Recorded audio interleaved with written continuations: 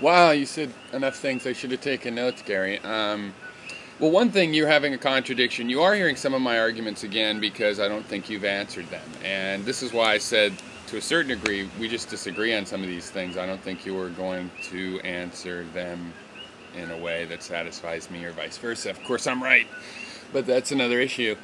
Um, yeah, I have to say this carefully, I guess. I don't want to miss any of the issues I wanted to reply to. Um, First of all, you have a contradiction that does not make sense. You're telling me it doesn't matter what I want. It doesn't matter my desires. Um, it's a matter of what's productive. And yet you've mentioned that in the VR, of course, people won't be productive. And what's the productive good when they're not actually productive people? It's that you've satisfied them, that their feelings, and they'll have what they want. They'll be gratified. And that's all I'm saying, is that I have just as much right for my gratification.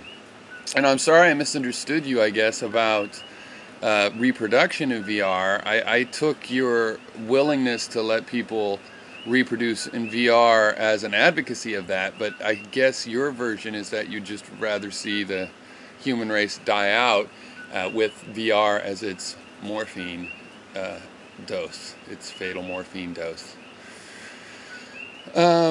On overpopulation, yeah, I've seen the charts. And the thing about overpopulation is that there is one chart that does not put everything off the map, and that is the fact that industrialized nations don't have that kind of population growth. In fact, they tend to have a very steady or even dropping population.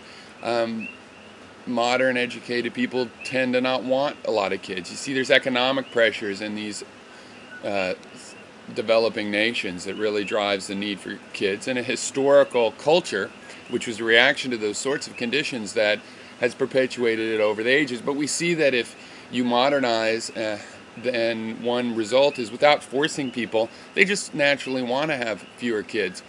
So when would I support the kinds of laws I said were somewhat defensible on population control issues?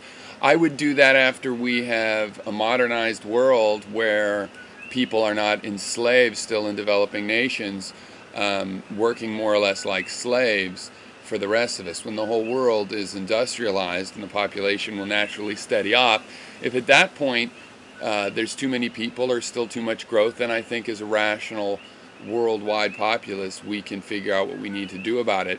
I think it's remarkably more self-regulating than people realize, so long as there's no benefit to having kids just because they're warm bodies that can fill a mill. So the most serious of those is that you are making a gratification utopia, because that's what people want to satisfy their urges, and yet you say we should judge by productivity when we know that the people in these VR will consume but not produce. And you say, how are we ever going to have a good real world? Well, in your VR world, remember there's all these robots taking care of the VR world? And in my version, those robots just take care of humans instead, and they'll do the menial labor. If they can do absolutely everything for us so that we can sit in the VR, then they can, by definition, do everything for us if we don't sit in a VR. They can do those jobs that we've assumed takes oppressing people in order to get done.